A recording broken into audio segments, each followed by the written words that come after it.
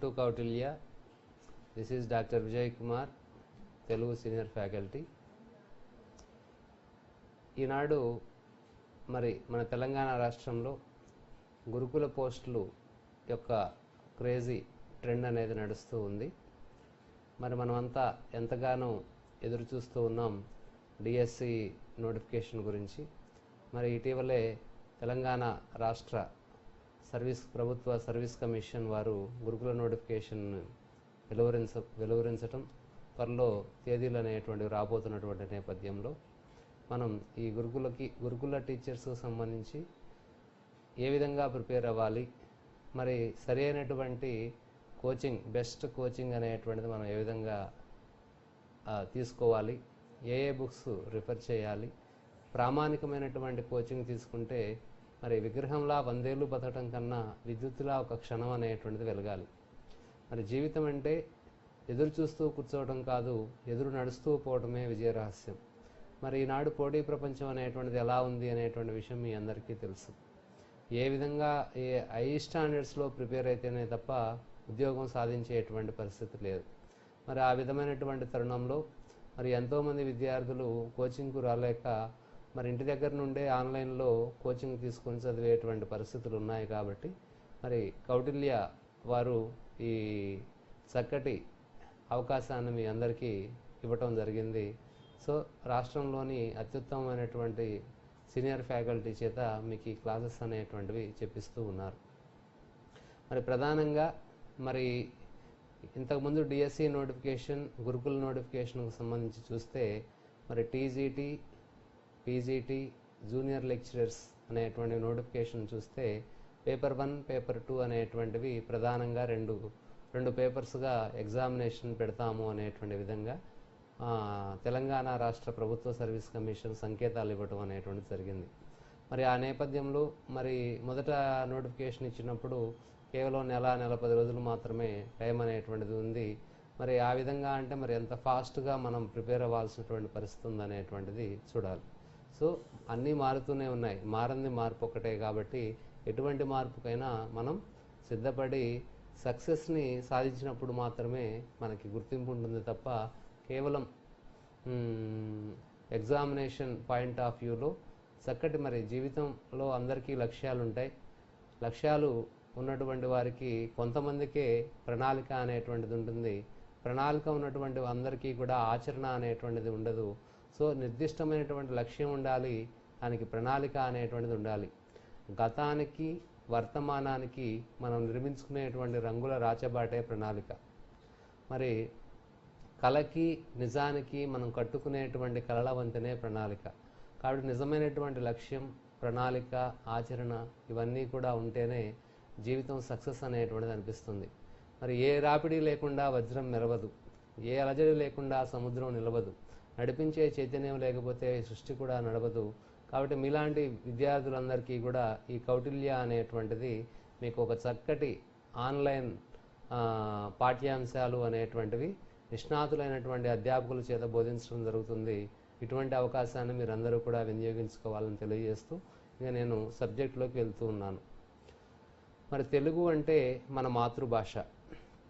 అందరికీ సహజంగా మన భాష మీద పట్టు ఉంటుందిలే అని చెప్పి జనరల్గా అనుకుంటూ ఉంటాం.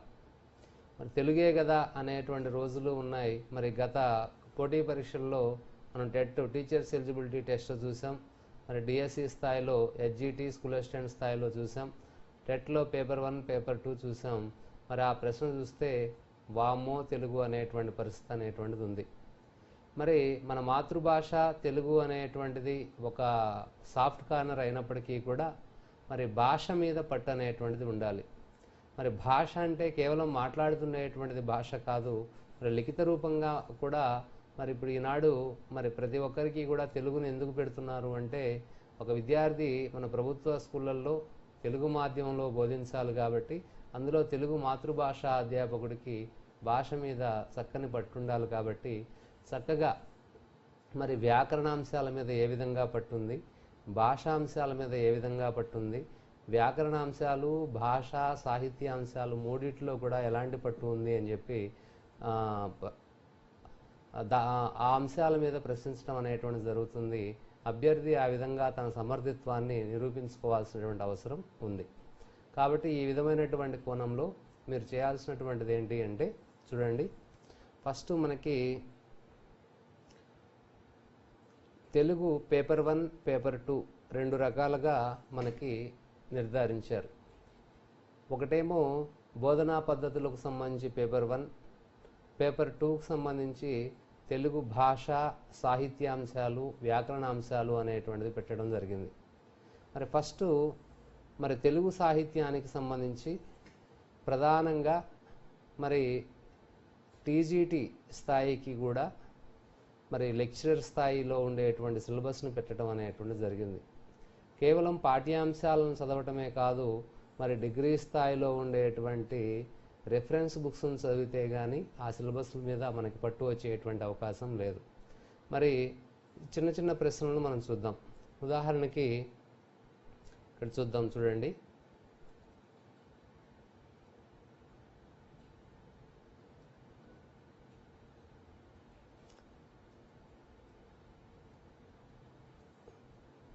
ఇక్కడ షష్ఠి పూర్తి అనేటువంటి పదం ఉంది.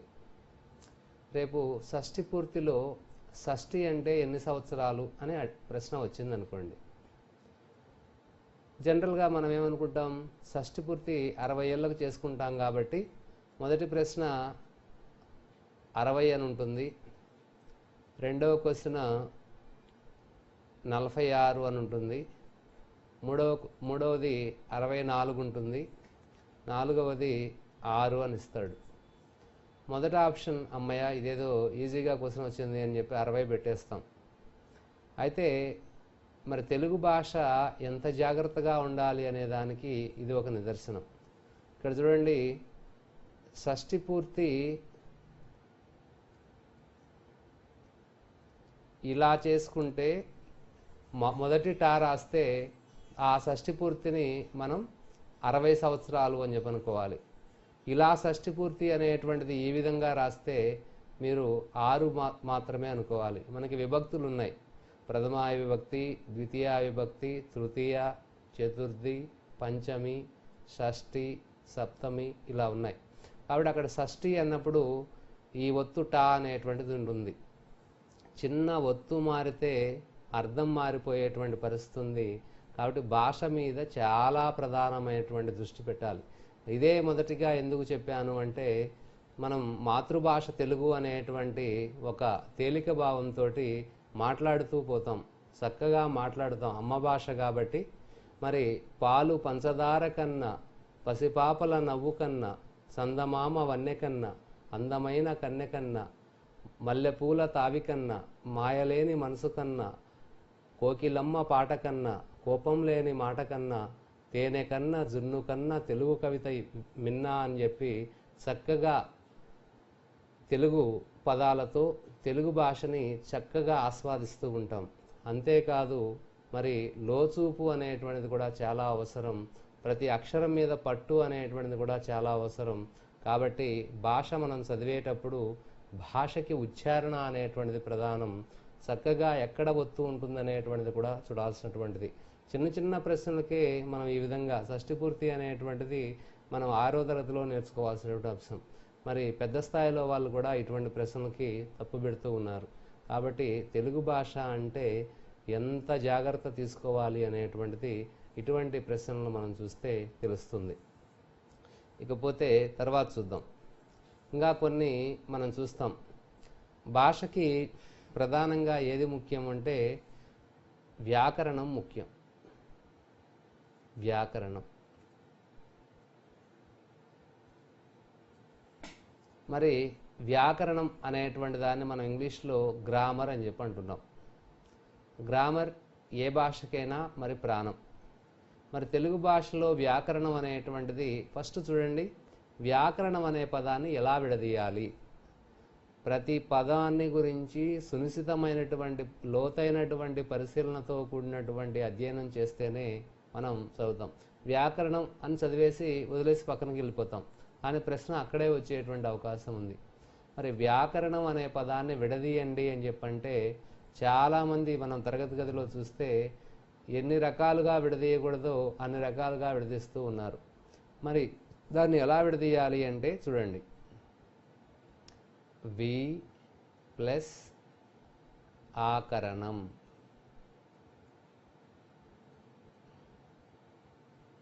ఇది మనకు తెలిసిపోతుంది. యావత్తు ఉంది కాబట్టి ఇది యనాదేశ సంధి అని చెప్పి అనుకోవాలి. కానీ ఆ పదం చూస్తే ఇలా విడదీయటానికి అనువుగా లేదు. మరి ఒక విద్యార్థి ఒక ప్రామాణికమైనటువంటి విజ్ఞానం ఎలా ఉండాలి అంటే నేను చెప్తాను. మరి యనాదేశ సంధి అని చెప్పి అయినప్పుడు యనాదేశ సంధి సూత్రం తెలుసుకోవాలి. ఈ ఊరులకి అసవర్ణములైనటువంటి అచ్చులు పరమైతే ఎవరలు ఆదేశంగా వస్తాయి అనేటువంటిది సూత్రం. మరి విడదీసేటప్పుడు చాలామంది వ్యా ప్లస్ కరణం, వా ప్లస్ ఆకరణం ఇలా అంటూ ఉన్నారు. అక్కడ యనాదేశ సంధిలో యావత్తు రావాలి అంటే ఇక్కడ విడదీసినప్పుడు ఈ అనేటువంటిది ఉండాలి. దానికి అసవర్ణమైనటువంటి అచ్చు, మరి సవర్ణం అంటే తుల్యాస్య ప్రయత్నం సవర్ణం అంటాం. ఏ అచ్చుకు అదే అచ్చు పరమైతే సవర్ణము అంటాం. ఆ అచ్చుకి వేరే అచ్చు కనుక పరమైతే దాన్ని అసవర్ణము అనేటువంటి పేరుతోటి మనం పిలుస్తాం. కాబట్టి విడదీసినప్పుడు ఇది యనాదేశ సంధి అయితే విడదీసినప్పుడు ఇక్కడ వీలో ఈ అనేది ఉండాలి. దానికి అసవర్ణమైనటువంటి అచ్చుపరంగా ఉండాలి. అప్పుడు యా అనేటువంటిది ఆదేశంగా వచ్చి యనాదేశ సంధి అవుతుంది అనేటువంటి ఒక చక్కటి కోణం అనేటువంటిది చూడాలి. మొదటి పదం నుంచే ఇలాంటి చక్కటి లోతైనటువంటి పటిష్టమైనటువంటి భాష పట్ల అవగాహన ఉంటే సక్సెస్ సాధించడం అనేటువంటిది చాలా సులభమైనటువంటిది. కేవలం ఏదో చిన్న చిన్న తరగతుల్లో చిన్న చిన్న సవర్ణ దీర్ఘ సందో గుణసందో చదువుకుంటే అయిపోతుందిలే అని చెప్పి అనుకుంటే పొరపాటు. మరి సిలబస్ను చూస్తే బాల వ్యాకరణం, ప్రౌఢ వ్యాకరణం అనేటువంటి అంశాలని ఇవ్వటం జరిగింది. మరి బాల వ్యాకరణం మరి ఇప్పుడు చిన్న చిన్నగా ప్రశ్నలు ఎలా అడుగుతారు అంటే, మరి తెలుగు భాషకి రాయబడినటువంటి మొట్టమొదటి వ్యాకరణం ఏది అని అడుగుతున్నాడు.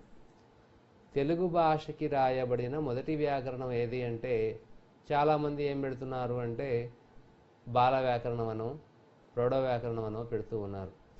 అంటే మనకు తెలిసినటువంటిదే ఆన్సర్ అనుకునేటువంటి భ్రమలో ఉన్నాం. కానీ ఒక క్వశ్చన్ పేపర్ సెట్టర్ ఏ విధమైనటువంటి ఆలోచనతో ఆ క్వశ్చన్ అడుగుతున్నాడు అనేటువంటి వివేచన చేస్తేనే ఆ అభ్యర్థి పోటీ పరీక్షల పట్ల అవగాహన ఉన్నట్లు. ఆ వ్యక్తి మాత్రమే ఆలోచిస్తాడు. మనకి క్వశ్చన్ అన్నా తెలిసినటువంటిది ఉంటుంది, లేకపోతే ఆన్సర్ అన్నా తెలిసినటువంటి ఏదో ఒకటి మాత్రమే తెలుస్తుంది. కాబట్టి మనకు తెలిసింది ఏదో ఆన్సర్ పెట్టడం అనేటువంటిది కాదు. ఈ క్వశ్చన్ ఎందుకు అడగవలసి వచ్చింది అనేటువంటి వివేచనా జ్ఞానం ఎవరికైతే ఉంటుందో వాళ్ళు మాత్రమే సక్సెస్ కాగలుగుతారు అని చెప్పి గుర్తుపెట్టుకోవాలి. సరే విద్యార్థులారా చూద్దాం. సరే ఇక్కడ తెలుగు భాషకి రాయబడిన మొట్టమొదటి వ్యాకరణం ఏది అంటే ఆంధ్ర శబ్ద చింతామణి. గుర్తుపెట్టుకోండి. ఏంటి? ఆంధ్ర శబ్ద చింతామణి.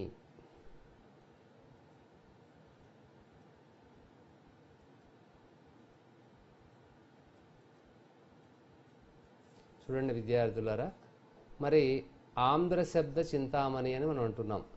ఇది తెలుగు భాషకి రాయబడినటువంటి మొట్టమొదటి వ్యాకరణం అని చెప్పాను. అయితే ప్రశ్న అడిగేటప్పుడు ఎలా అడుగుతారు అంటే తెలుగు భాషకి రాయబడినటువంటి మొదటి వ్యాకరణం ఇప్పుడు ఆంధ్ర శబ్ద చింతామణి ఏ భాషలో రాయబడింది, క్వశ్చన్ జాగ్రత్తగా ఏ భాషకి రాయబడింది, ఏ భాషలో రాయబడింది, ఒక చిన్న అక్షరం చాలు ఆ లోతు తెలుసుకోవాలంటే.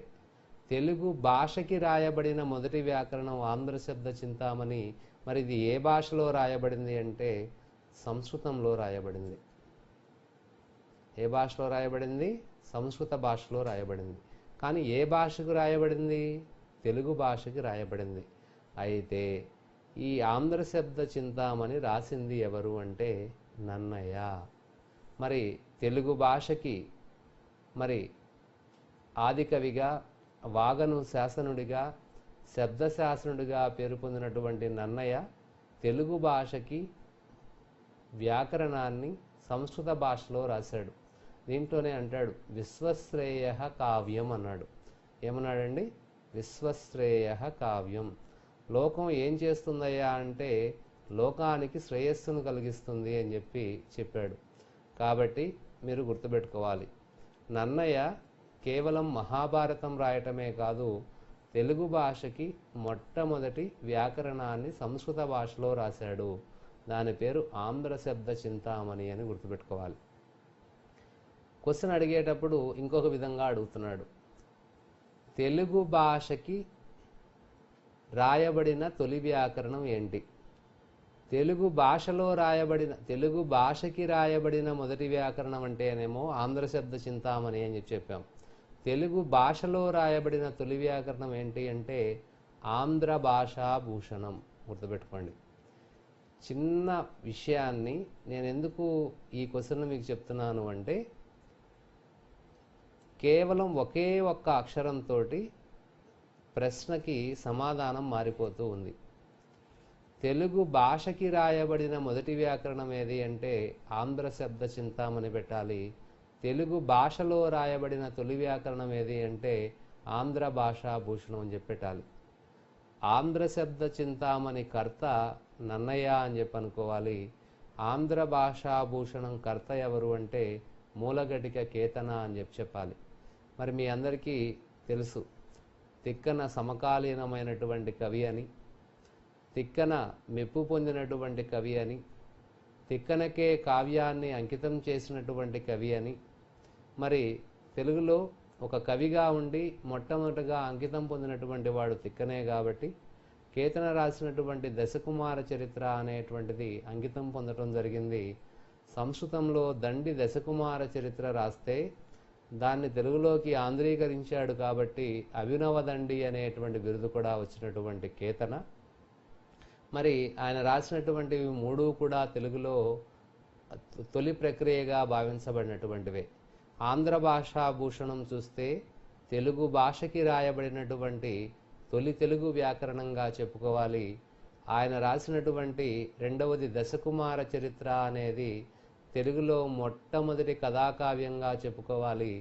ఆయన రాసిన విజ్ఞానేశ్వర్యం అనేటువంటిది తెలుగులో మొట్టమొదటి ధర్మశాస్త్ర గ్రంథం అని చెప్పాలి. ఒకసారి అడిగాడు, ఈ విజ్ఞానేశ్వర్యానికి మూలం ఏంటి అంటే యాజ్ఞవల్క్య మహర్షి రాసినటువంటి స్మృతులు.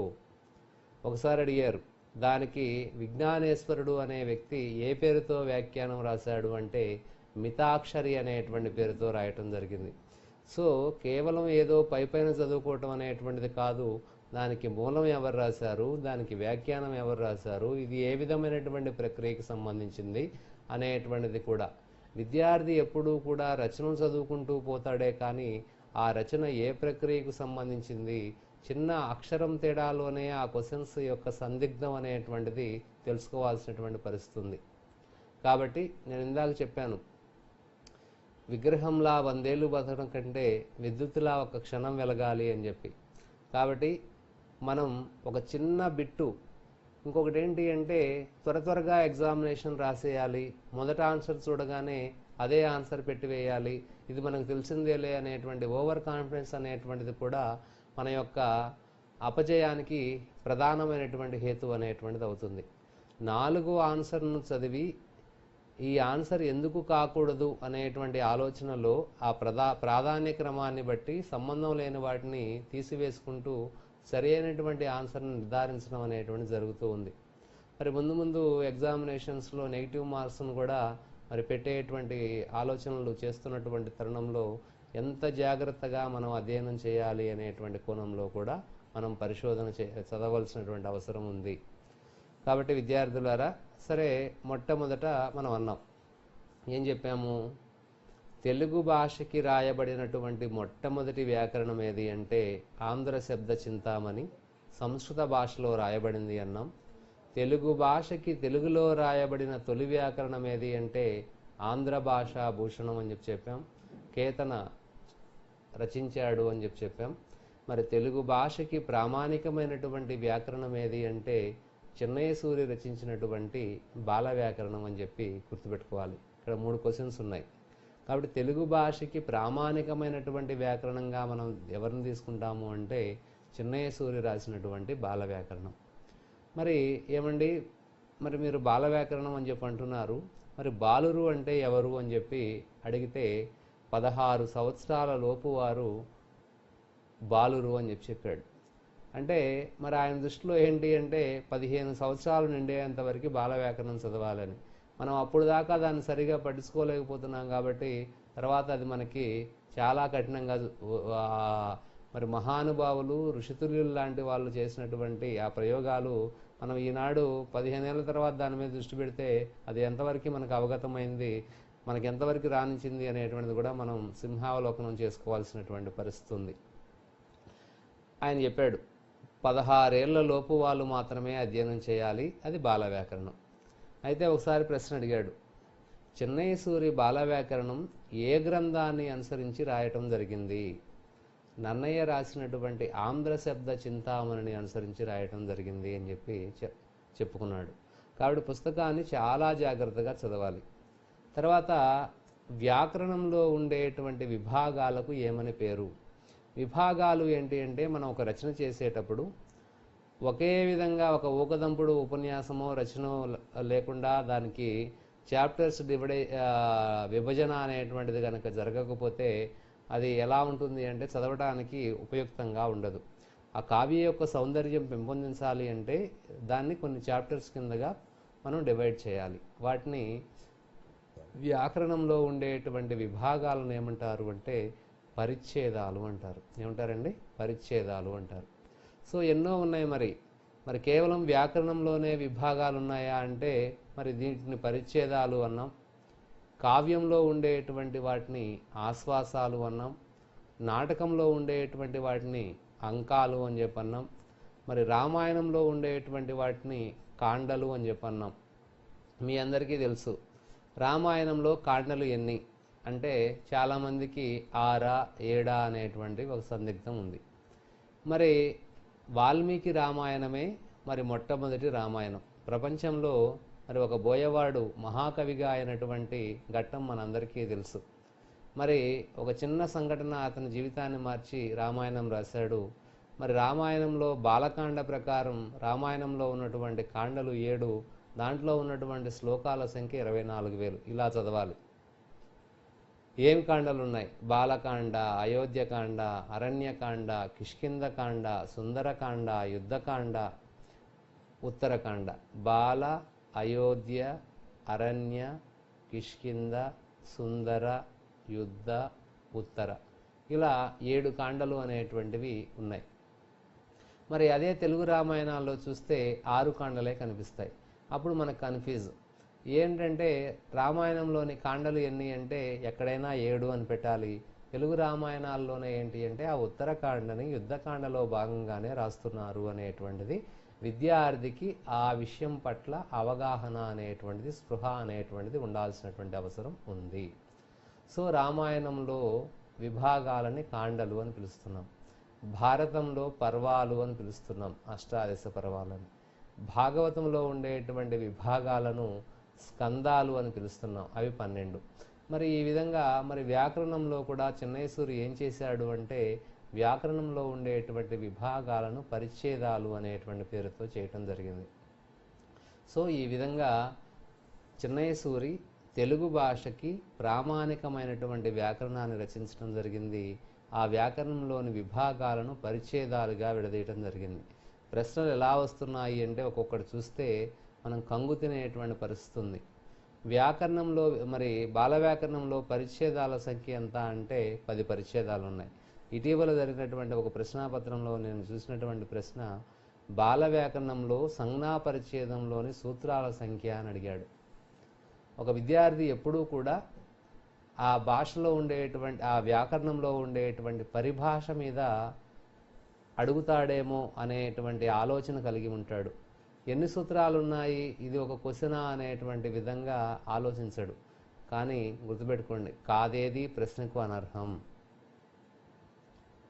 కాబట్టి మీరు చదువుకున్నటువంటిది ఇంపార్టెంట్ కాదు, అక్కడ అడిగినటువంటి దాన్ని బట్టి ఆ ప్రశ్నకి ఇంపార్టెన్స్ అనేటువంటిది వస్తుంది. కాబట్టి మొదటి పేజీలో ముఖ చిత్రం దగ్గర నుంచి చివరి వరకు కూడా సమగ్రంగా చదివినటువంటిదే నిజమైనటువంటి అధ్యయనంగా భావించాలి.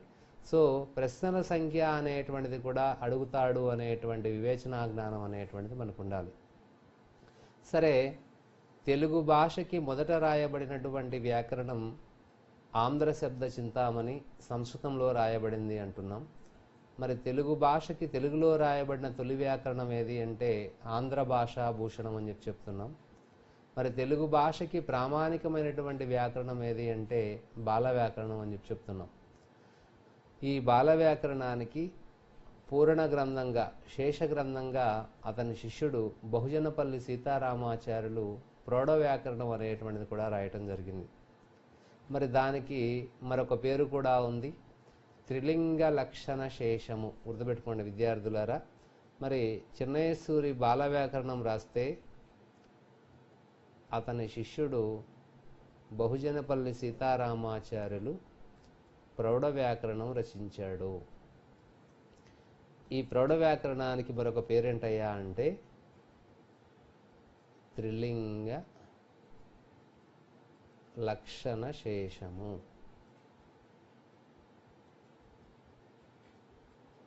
చూడండి, ఒక పేరుకి మరొక పేరు గనక ఉంది అంటే అది చాలా ముఖ్యమైనటువంటిది. మీరు చదువుతారు కావ్యాల్లో, మనుచరిత్రకి మరొక పేరు ఏమిటి? స్వారోచిష మనుసంభవం ఎన్నోసార్లు అడిగింది. అలానే పిండిప్రోలు లక్ష్మణ కవి లంకా విజయం రాశాడు, దానికి మరొక పేరు రావణ దమ్మీయము అనేటువంటి పేరు ఉంది, అది చాలాసార్లు వచ్చింది. ముద్దుపలని రాధికా సాంత్వనం అనేటువంటి కావ్యం ఒక సాంత్వన కావ్యం. సాంత్వనము అంటే అనునయించడం, ఓదార్చడం. దానికి మరొక పేరేంటి అంటే ఇలాదేవీయం.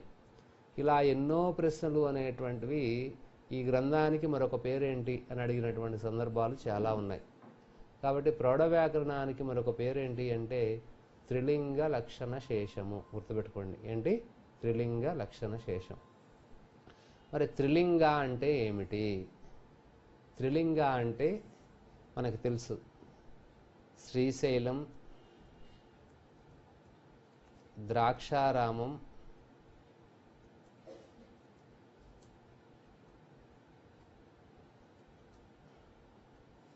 కాళేశ్వరం. ఈ మూడు శైవక్షేత్రాల మధ్య వ్యవహరించబడేటువంటి భాషకు ఏమని పేరు అంటే త్రిలింగ భాష, అదే తెలుగు భాష అనేటువంటిది అయింది.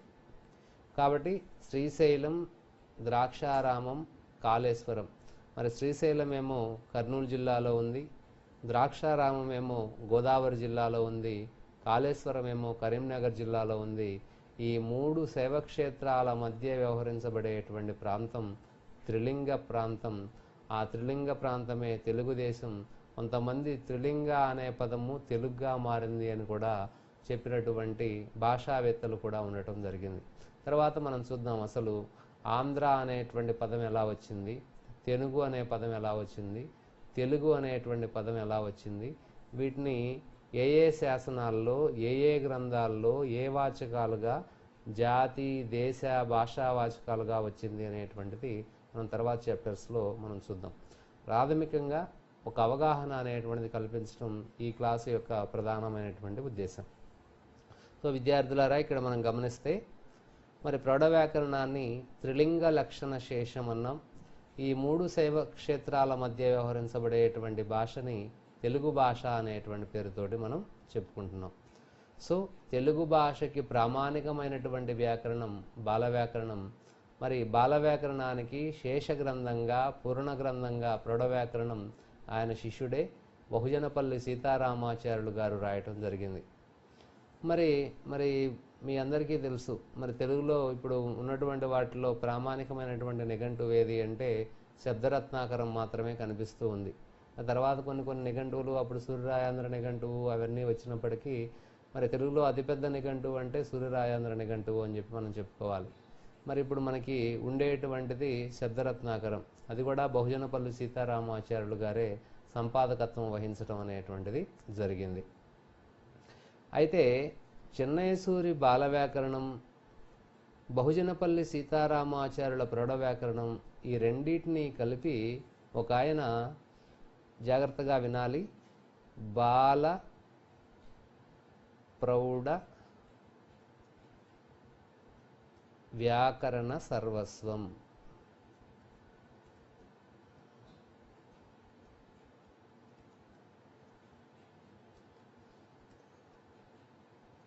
జాగ్రత్తగా గుర్తుపెట్టుకోవాలి. ప్రతిదానికి పరిభాష అనేటువంటిది మారిపోతూ ఉంటుంది.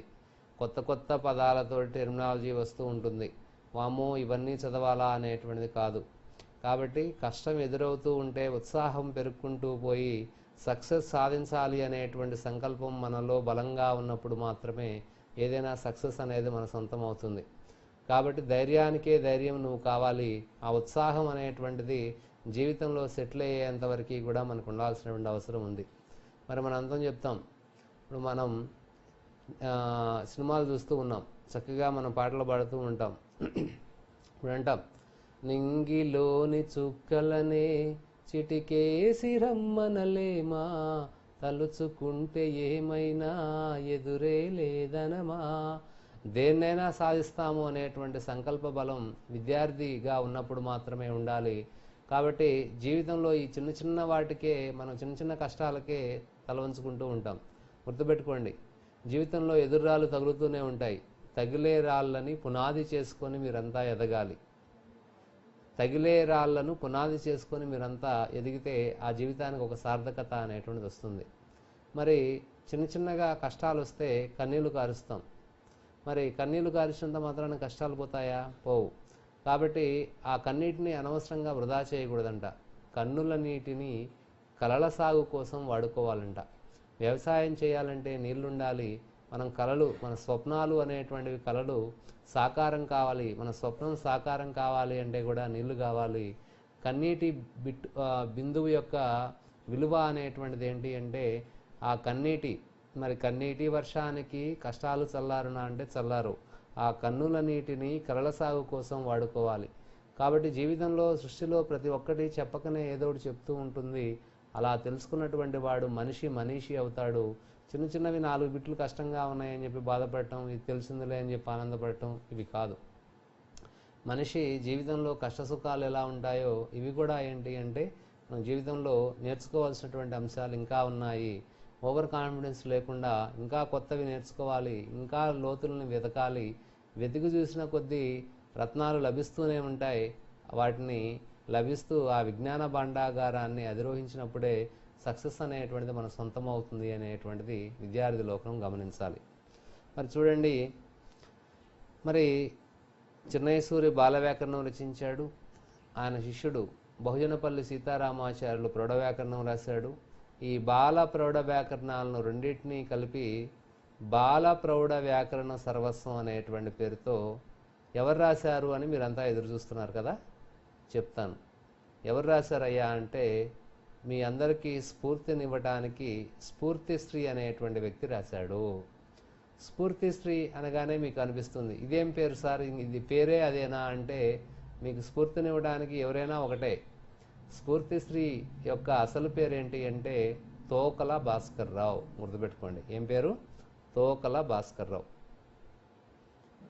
కాబట్టి విద్యార్థులారా, ఇప్పుడు మనం వ్యాకరణానికి సంబంధించి ప్రాథమికమైనటువంటి విశేషాలను మనం చూసాం.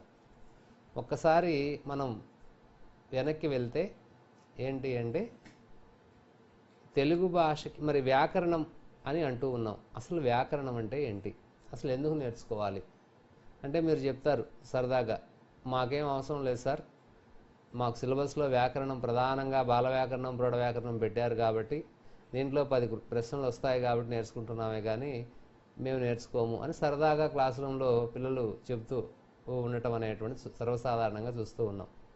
అందులో ఆధునిక కాలంలో ఇంకా వ్యాకరణం అంటే చాలా కఠినమైనటువంటిది, అమ్మో ఈ సముద్రాన్ని మనం ఈదలేము అనేటువంటి మాటలు కూడా మనం వింటూ ఉన్నాం.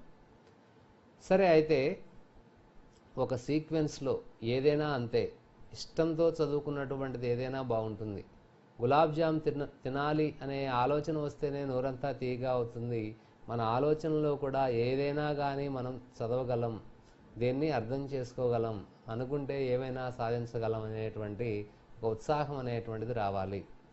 మరి చెప్తాడు, మనం వింటూ ఉంటాం, మనిషిగా పుట్టినవాడు కారాదు మట్టి బొమ్మ, పట్టుదలే ఉంటే కాగలడు మరో బ్రహ్మ, కృషి ఉంటే మనుషులు ఋషులవుతారు, మహాపురుషులవుతారు, ఇలవెల్పులవుతారు. మరి కష్టంతోనే దేనైనా మనం సాధించగలుగుతాం. కాబట్టి మనిషిగా పుట్టినందుకు ఏదో ఒక సార్థకత అనేటువంటిది ఉండాలి. ఆ సక్సెస్ మంత్ర అనేటువంటిది సాధించినప్పుడే ఆ మనిషి జీవితానికి సార్థకత అనేటువంటిది ఉంటుంది. కాబట్టి ప్రతి నిమిషంలో కూడా ఆ ఉత్సాహం అనేటువంటిది మీకు పరవళ్ళు తొక్కేటువంటి విధంగా మీరు ముందుకు వెళ్ళాలి అని చెప్పి చెప్తూ ఉన్నాను. కాబట్టి విద్యార్థులారా, మళ్ళా ఒక్కసారి మనం ఏం చెప్పాము అనేటువంటిది చూసుకుంటే, మరి మరి వ్యాకరణం అంటే ఏంటి అనేది ముందుగా మనం తెలుసుకుందాం. వ్యాకరణం అంటే వ్యాక్రియంతే వ్యుత్పాద్యంతే శబ్దాః అనేనేతి వ్యాకరణం అంటారు. చూడండి, వ్యాక్రియంతే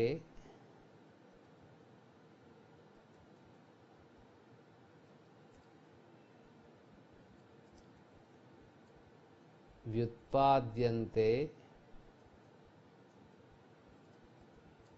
శబ్దాః అనేనేతి వ్యాకరణం.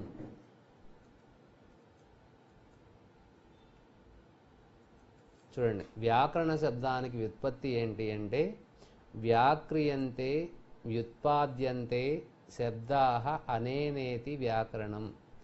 అంటే విశిష్టమైనటువంటి ఆకృతి కలిగినటువంటిది, శబ్దాలకి వ్యుత్పత్తిని నిర్వచించేటువంటిది వ్యాకరణము అని అర్థం. మరి మనం చెప్తాం వి ప్లస్ ఆకరణము అన్నాం. వి ప్లస్ ఆకరణము అన్నప్పుడు విశిష్టమైనటువంటి ఆకృతి కలిగినటువంటి దాన్ని వ్యాకరణము అని చెప్పి అంటున్నాం. విశిష్టమైన భాషకి ఒక స్ట్రక్చర్ ఉంది. ఏ భాషకైనా ప్రపంచంలో ఇంకొక విషయం, ప్రపంచంలో ఎన్నో భాషలు ఉన్నాయి. ప్రపంచంలో ఎన్ని భాషలు ఉన్నాయి అంటే 6000 పైచిలకు భాషలు ఉన్నాయి అని చెప్పి అంటున్నాం. యాజ్ పర్ లింగ్విస్టిక్స్, భాషా శాస్త్రజ్ఞుల ప్రకారం ప్రపంచంలో ఎన్ని భాషలు ఉన్నాయంటే 2796 భాషలు ఉన్నాయి. గుర్తుపెట్టుకోండి విద్యార్థులారా, ప్రపంచంలో ఎన్ని ఉన్నాయంటే 6000 పైచిలకు భాషలు ఉన్నాయి. యాజ్ పర్ లింగ్విస్టిక్స్, భాషా శాస్త్రజ్ఞుల ప్రకారం ప్రపంచంలోని భాషల సంఖ్య ఎంత అంటే 2796. మరి భారతదేశంలో ఉన్నటువంటి భాషలు మాండలికాల సంఖ్య ఎంత అంటే 1652 భాషలు ఉన్నాయి. మరి భారత రాజ్యాంగం గుర్తించినటువంటి భాషల సంఖ్య ఎంత అంటే 22 భాషలు ఉన్నాయి. మరి మొదట్లో 14 భాషలే గుర్తించారు, తర్వాత ఇంకొక 4 భాషలు గుర్తించారు. ఇటీవల సంతాలి, మైథిలి, బోడో, డోగ్రి అనేటువంటి భాషలు కలిపి 22 భాషలు భారత రాజ్యాంగం గుర్తించింది. మరి మన తెలుగు భాష ఇటీవలే ప్రాచీన భాషా హోదా అనేటువంటిది కూడా, తెలుగు కన్నడ సోదర భాషలు ఒకేసారి ప్రాచీన భాషా హోదా కూడా పొందడం అనేటువంటిది జరిగింది. అయితే మరి విశిష్టమైనటువంటి ఆకృతి కలిగినటువంటిది వ్యాకరణం అంటున్నాం. ప్రపంచంలో ఎన్నో భాషలు ఉన్నాయి. మరి ప్రతి భాషకి ఒక స్ట్రక్చర్ అనేటువంటిది ఉంటుంది. కాబట్టి ఒక భాషకి ఆకారాన్ని, ఒక ఆకృతిని ఇచ్చేటువంటిది వ్యాకరణం. భాష ఇలా ఉండాలి అనేటువంటిది. అయితే మీకు ఒక డౌట్ వస్తుంది, ఏమండి భాష ముందా సాహిత్యం ముందా అనే ఒక పెద్ద డౌట్ వస్తుందన్నమాట. మరి భాష మీరు ఇలా ఉండాలి అని చెప్తున్నారు, దాన్ని బట్టి మేము సాహిత్యం రాయాలా అంటే అది కాదు. ఎందుకు కాదు అంటే ప్రయోగ శరణం వ్యాకరణం అన్నారు. గుర్తుపెట్టుకోండి, ఏంటి ప్రయోగ శరణం వ్యాకరణం.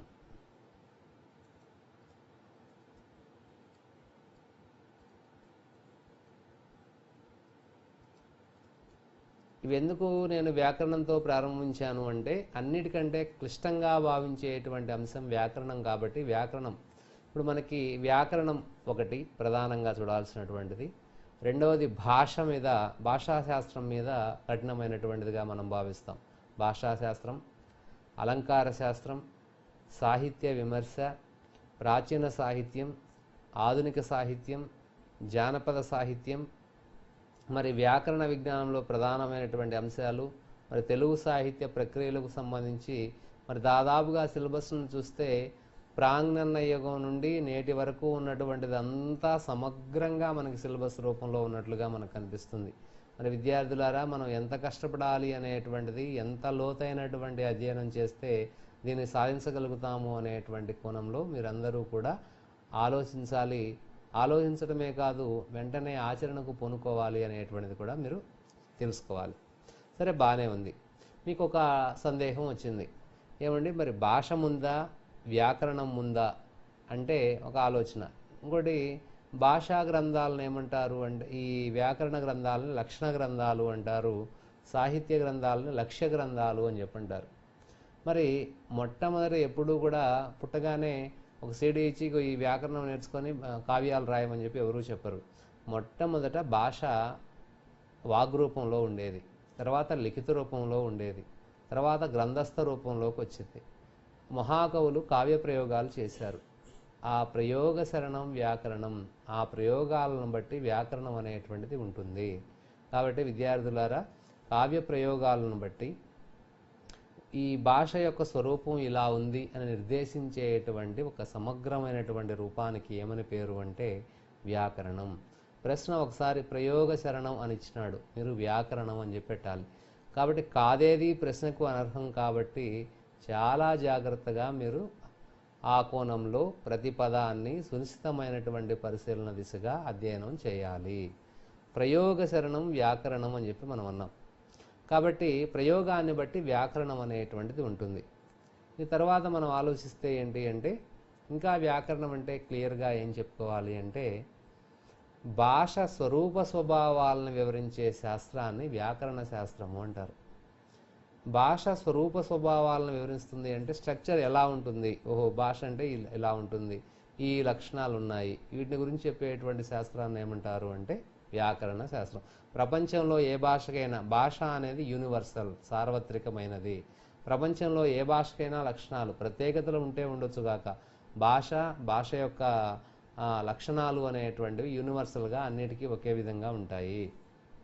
మనం తర్వాత భాషాశాస్త్రం బోధనా పద్ధతుల్లో భాష అంటే ఏంటి, భాషా లక్షణాలు ఏంటి, భాష ప్రయోజనాలు ఏంటి, భాషోత్పత్తి ధ్వనులు ఏంటి, అసలు ఈ భాష కోసం జరిగినటువంటి కృషి ఏంటి, భాషోత్పత్తి వాదాలు ఏ విధంగా ఉన్నాయి, వీటన్నిటి గురించి కూడా మనం స్టెప్ బై స్టెప్ ఒక్కొక్క క్లాస్లో ఒక్కొక్క ఈవెంట్ని గురించి మనం చదువుకోబోతూ ఉన్నాం.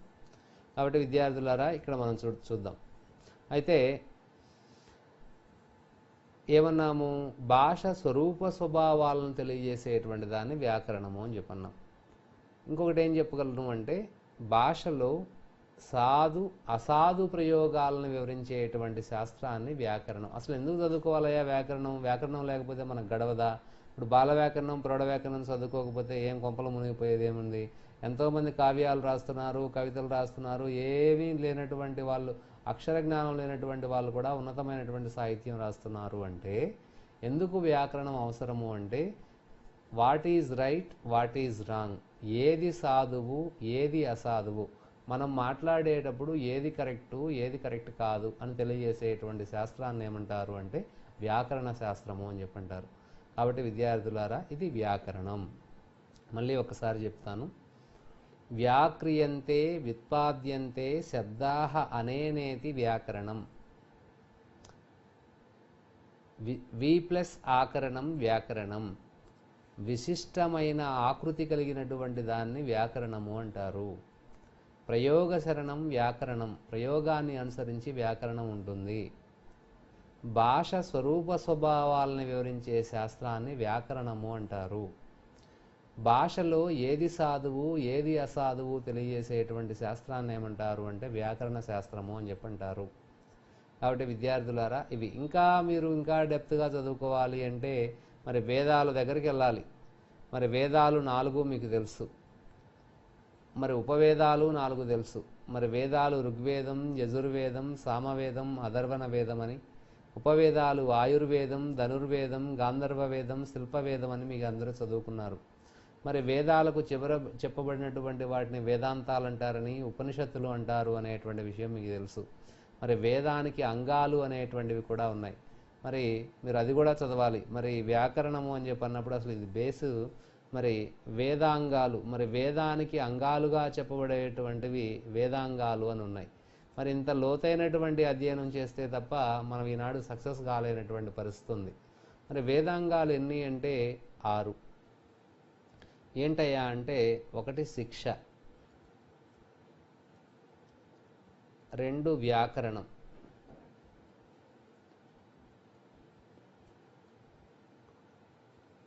3 నిరుక్తం, 4 ఛందస్సు,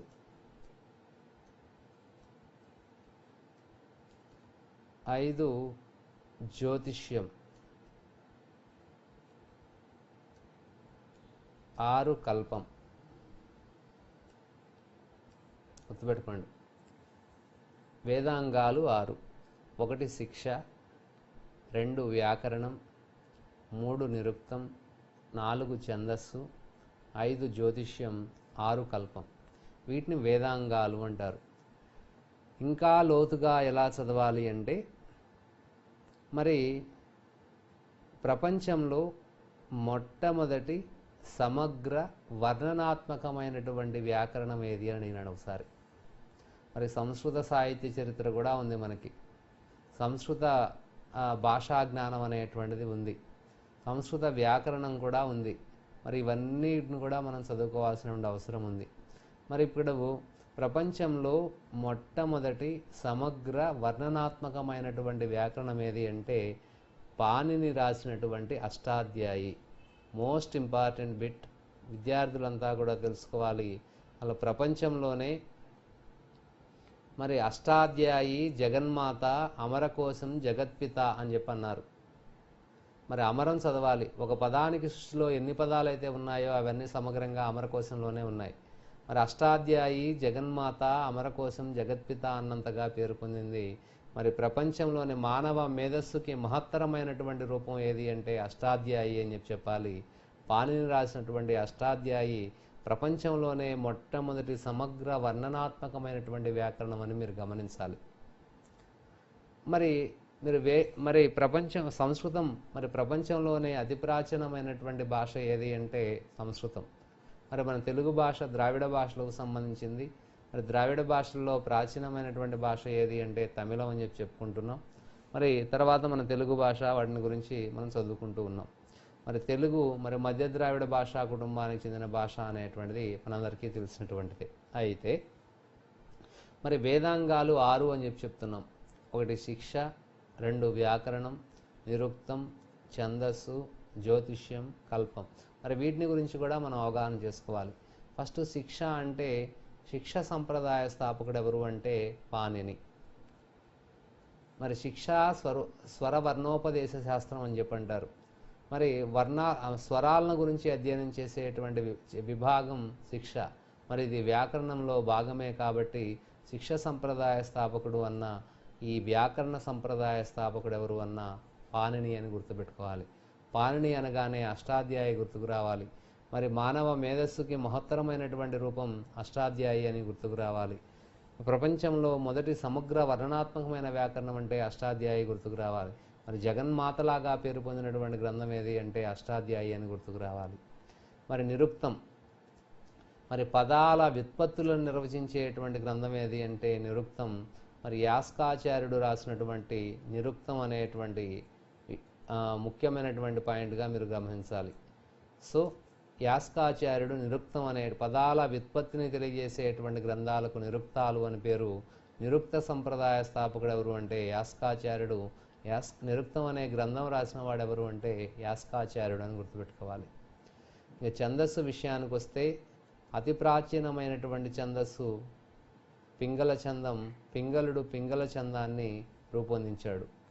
మరి జ్యోతిష్య సంప్రదాయానికి వస్తే గర్గుడు లగదుడు అని, కల్పసూత్రాలు అంటేనేమో భద్రబాహుడు అని చెప్పి ఇంకా వీటిని గురించి డీటెయిల్గా మనం చూస్తాం.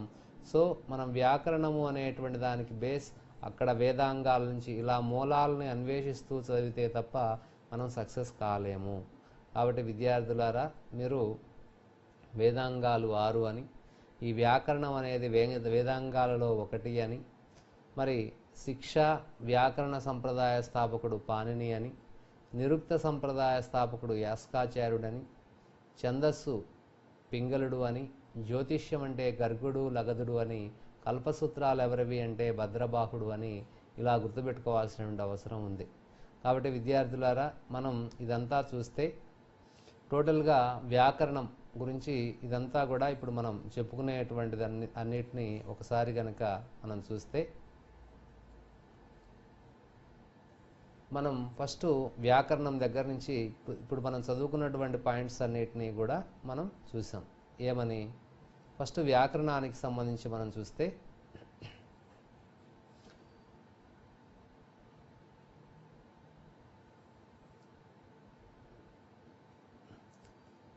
ప్రపంచంలోనే మరి వ్యాకరణం అంటే విశిష్టమైనటువంటి ఆకృతి కలిగినటువంటిది వ్యాకరణం అని, ప్రపంచంలో మొట్టమొదటి వ్యాకరణం పాణిని రాసినటువంటి అష్టాధ్యాయి అని చెప్పి మనం చెప్పుకున్నాం. తర్వాత మరి తెలుగులో వ్యాకరణాలకు సంబంధించి వచ్చినప్పుడు తెలుగు భాషకి రాయబడిన మొట్టమొదటి వ్యాకరణం ఏది అంటే ఆంధ్ర శబ్ద చింతామణి అని, ఇది సంస్కృతంలో రాయబడిందని, తర్వాత తెలుగు భాషకి తెలుగులో ఆంధ్ర భాషాభూషణం అనేటువంటి పేరుతో తిక్కన శిష్యుడు కేతన రచించాడని, తర్వాత తెలుగు భాషకి ప్రామాణికమైనటువంటి వ్యాకరణం ఏది అంటే చిన్నయసూరి బాల వ్యాకరణం రచించాడని, కవుల సంచిక. మరి తర్వాత కాలంలో మరి ఇటీవల ఒక 10 సంవత్సరాల క్రిందట పొక్కిలి అనేటువంటి కవితా సంకలనం తెలంగాణ కవుల నేపథ్యంలో పొక్కిలి అనేటువంటిది జూలూరి గౌరీశంకర్ గారి సంపాదకత్వంలో తెలంగాణ కవులకు సంబంధించినటువంటి ఒక ప్రత్యేకమైనటువంటి సంపాదకత్వంలో పొక్కిలి అనేటువంటిది ఆవిష్కరించబడింది. మరి ఇలా నేపథ్యం అనేటువంటిది ప్రాచీనం నుంచి ఇప్పుడు దాకా చూడాలి. మరి ఇటీవలే 2016వ సంవత్సరంలో సాహిత్య అకాడమీ వాళ్ళు మరి ప్రతి సంవత్సరం 22 మందికి ప్రకటిస్తూ ఉంటారు. ఈ సాహిత్య అకాడమీ పురస్కారాలు ఇటీవల ఎవరికి వచ్చింది అంటే తెలుగులో పాపినేని శివశంకర్కి వచ్చింది. మరి నిన్న మొన్ననే మరి ఢిల్లీలో ఫిబ్రవరి 22వ తేదీన సాహిత్య అకాడమీ చేతుల మీదుగా తీసుకోవడం జరిగింది. దీనికి ₹1,00,000 పారితోషికం అనేటువంటిది ఇవ్వటం అనేటువంటిది జరిగింది. అయితే పాపినేని శివశంకర్ గారి ఏ రచనకు వచ్చింది? రజనీగంధ. దేనికి వచ్చింది? రజనీగంధ అనేటువంటి దానికి వచ్చింది. రజనీగంధ అనేది ఏ ప్రక్రియకి సంబంధించింది అంటే కవిత్వానికి సంబంధించింది అని చెప్పి గుర్తుపెట్టుకోవాలి. మరి అంతకుముందు మరి 2015వ సంవత్సరంలో ఎవరికి వచ్చింది అంటే మరి ఓల్గా విముక్త అనేటువంటి కథల సంపుటికి వచ్చింది. మరి అంతకుముందు ఎవరికి వచ్చింది అంటే ఆచార్య రాచపాలెం చంద్రశేఖర్ రెడ్డి గారి మననవలలు మన కథానికలు అనేటువంటి విమర్శా గ్రంథానికి వచ్చింది. మరి అంతకుముందు ఎవరికి వచ్చింది అంటే మరి కాకతీయ విశ్వవిద్యాలయానికి చెందినటువంటి ఆచార్య కాత్యాయన విద్మహే సాహిత్యాకాశంలో సగం అనేటువంటి విమర్శా గ్రంథానికి వచ్చింది. ఇలా మనం చదువుకుంటూ వెళ్ళాలి. మరి మనకి తెలుసు మరి నవీన్ గారు ఉన్నారు. నవీన్ గారు అనగానే అంపశయ్య నవీన్ అని చెప్పి మనకి చాలా ప్రాచుర్యం. మరి నవీన్ గారి ఏ రచనకు సాహిత్య అకాడమీ పురస్కారం వచ్చింది అంటే మొదట అంపశయ్య అని చెప్పిస్తారు. మరి రెండవది కాలరేఖలు అనేటువంటిది ఇవ్వడం జరుగుతుంది. మనకి ఏది ప్రసిద్ధమో దాని మీదే దృష్టి పోతుంది కాబట్టి చాలా జాగ్రత్తగా చూడాలి. కాలరేఖలు అనేటువంటి నవలకు గాను కేంద్ర సాహిత్య అకాడమీ అవార్డు రావడం జరిగింది. శ్రీశ్రీ గారి ఏ రచనకు అవార్డు వచ్చింది అంటే సాహిత్య అకాడమీ అవార్డు వచ్చింది అంటే మనం మహాప్రస్థానం అని మొదలుస్తాడు. 4వది ఖడ్గ సృష్టి అని చెప్పిస్తాడు. కాబట్టి ఆ ఖడ్గ సృష్టి అనేటువంటిది దానికి కేంద్ర సాహిత్య అకాడమీ అవార్డు వచ్చింది అని చెప్పి మనం గుర్తుపెట్టుకోవాలి. కాబట్టి మరి కవులు, రచయితలు, వాళ్ళ యొక్క రచనలు, మరి ఆ రచన ఏ ప్రక్రియకి సంబంధించింది అనేటువంటిది కూడా తెలుసుకోవాల్సిన అవసరం చాలా ప్రధానంగా ఉంది. మరి ఒక రచన ఇస్తారు. ఇప్పుడు ఇంతకుముందు టెట్లో మనం చూసాం. ఇంతకుముందు ఓ పువ్వు పూసింది అనేటువంటిది చలంగారి ఓ పువ్వు పూసింది అనేది ఏ ప్రక్రియకి సంబంధించింది అని ఇచ్చాడు. నవల, కథానిక, కవిత, లేకపోతే ఒక విమర్శ అని ఇచ్చినాడు. మరి ఒక్కసారిగా మనకి క్లారిటీ అనేటువంటిది లేకపోతే ఏది పెట్టాలి అనేటువంటి ఎగ్జామినేషన్ హాల్లోకి వెళ్ళి ఆలోచించి ప్రశ్న పెట్టేటువంటి విధంగా మనం ఉండకూడదు. మనమే ఎగ్జామ్కి సిద్ధం అనేటువంటిది అన్నాము అంటే సమగ్రమైనటువంటి నాలెడ్జ్ ఉంటేనే మనం ఆ విధంగా సక్సెస్ అవుతాము అనేటువంటిది గుర్తుపెట్టుకోవాలి. తర్వాత మరి భారతం ఎన్నో మరి 18 పర్వాల్లో మరి ఎన్నో ఇతివృత్తాలు అనేటువంటివి ఉన్నాయి. ఎన్నో పాత్రలు ఉన్నాయి. మరి ఒక జీవితం కూడా సరిపోదు. మరి ప్రధానమైనటువంటి పాత్రల గురించి అయినా కానీ అవగాహన ఉండాలి. ఇప్పుడు అంటాడు కర్ణ జనన వృత్తాంతం ఎవరి భారతంలో కనిపిస్తుంది? నన్నయ్య భారతమా, తిక్కన భారతమా, ఎర్రన భారతమా? నన్నయ్య తిక్కన భారతాల్లోనా, తిక్కన ఎర్రన భారతాల్లోనా అని చెప్పి అడిగేటువంటి అవకాశం ఉంది. నన్నయ్య ఎర్రన భారతాల్లో కర్ణుడి యొక్క జన్మ వృత్తాంతం అనేటువంటిది ఉంది. ఇలా ప్రధానమైనటువంటి వాటిని దృష్టిని సారించుకుంటూ ముందుకు వెళ్లాల్సినటువంటిది. ఇప్పుడు గత కాలము మేలు వచ్చు కాలము కంటేనని ఎవరన్నారు? నన్నయ్య అన్నాడు. ఇవాళ కంటే రేపే బాగుండును, నాకు భవిష్యత్తు మీదే నిఘా అన్నటువంటి కవి ఎవరు అంటే శ్రీశ్రీ. అలా కూడా గుర్తుపెట్టుకోవాలి. మరి మరి నుతజల పూరితంబులగు నూతులు నూరిటి కంటే సూనృత వ్రతమొక భావి మేలు, మరి భావులు నూరిటి కంటే సత్క్రతువది మేలు, తత్క్రతు శతంబున కంటే ఒక సుతుండు మేలు, తత్సుత శతంబు కంటే ఒక సూనృత వాక్యము మేలు చూడగననేటువంటి సుధామయక్తులెన్నో నన్నయ్య కవితాధారలో జాలువారాయి. ఇది ఏ ఉపాఖ్యానంలోనిది అని చెప్పి అడుగుతాడు. అన్నప్పుడు అది నన్నయ్య గారి దుష్యంతోపాఖ్యానంలో అనేటువంటిది మనం గమనించాలి. ఒకసారి అడిగినాడు, కావ్యాల్లో రమ్యమైనటువంటిది ఏది అంటే నాటకం. కావ్యేషు నాటకం రమ్యం అన్నారు. నాటకాల్లో గొప్పది ఏది అంటే నాటకేషు శకుంతల అన్నారు. శకుంతలేషు చతుర్థంక. ఆ శకుంతల నాటకంలో ఏది అంటే 4వ అంకం అనేటువంటిది చాలా ప్రధానమైనటువంటిది అని చెప్పడం జరిగింది. సో ఇలాంటి చక్కటి విశ్లేషణపూర్వకమైనటువంటి పరిజ్ఞానం మనకుంటేనే ఇది సక్సెస్ అవుతుంది అని చెప్పి గుర్తుపెట్టుకోవాలి. సో ఆ విధమైనటువంటి ప్రిపరేషన్ ప్లాన్ ఉండాలి. తర్వాత రెండవది సాహిత్య ప్రక్రియలు, నిర్వచనాలు, లక్షణాలు. ఇప్పుడు చూడండి, తెలుగులో ప్రక్రియ అంటే ఒక విశిష్టమైనటువంటి లక్షణాలు కలిగినటువంటి దాన్ని ఏమంటారు అంటే ప్రక్రియ అంటారు. ఏమంటారండి? ప్రక్రియ. మరి తెలుగులో మొదటి ప్రక్రియ దేంతో ప్రారంభమైంది అంటే ఇతిహాసం అనేటువంటి ప్రక్రియతో ప్రారంభమైంది. మనందరికీ తెలుసు, రామాయణం, భారతం, భాగవతం ఇలా చెప్తూ ఉంటాం. రామాయణ మహాభారతం ఏమో ఇతిహాసం అనే ప్రక్రియకి సంబంధించింది, భాగవతం అనేటువంటిది పురాణ ప్రక్రియకి సంబంధించింది అని చెప్పి గుర్తుపెట్టుకోవాలి. సరే, ప్రశ్నలు ఎలా ఉంటాయి అంటే మళ్ళా ఇతిహాసం అనేటువంటిది ఇతిహాసం గురించి మరి ఎపిక్స్ అనేటువంటి వాటిని మనం ఇతిహాసము అంటున్నాం. ఇతిహాసం అంటే ఏంటి? ఇది ఇతి హా అస్మిన్ ఇతిహాస, ఇది ఇలా ఉన్నది అని అర్థం. సో ఇతిహాసాన్ని మళ్ళా 2 రకాలుగా వర్గీకరించడం జరిగింది.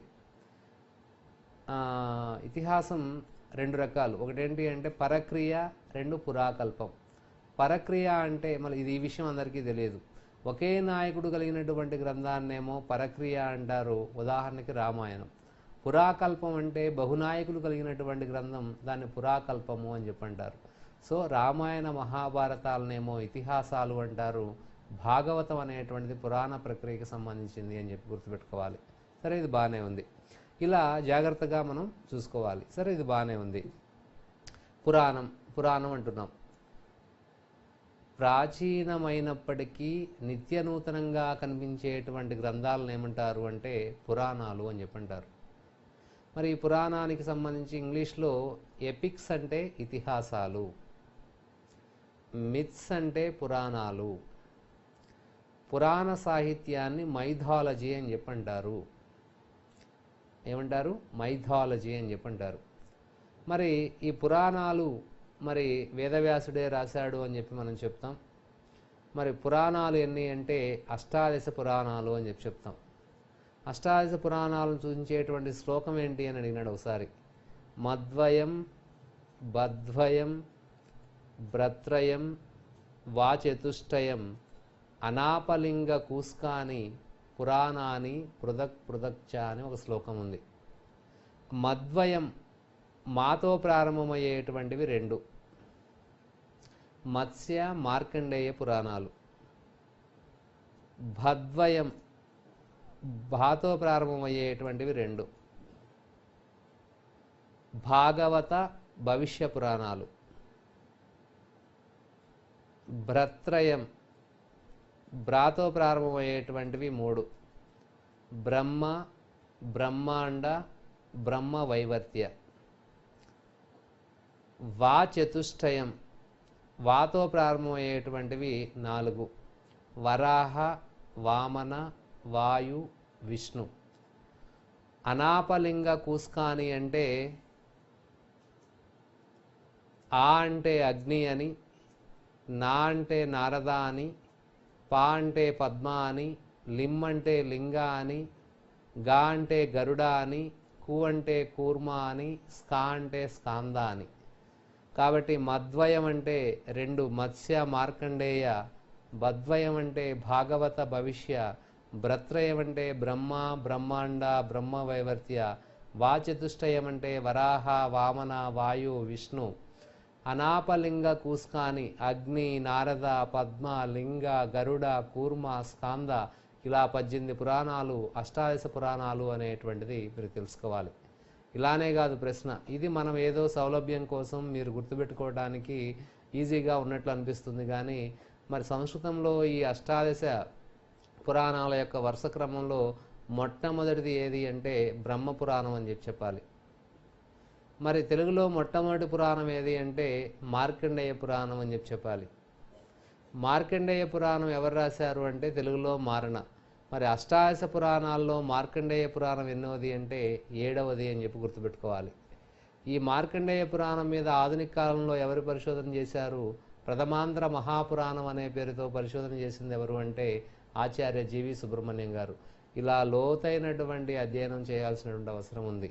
మరి ఈ పురాణానికి లక్షణాలు 5.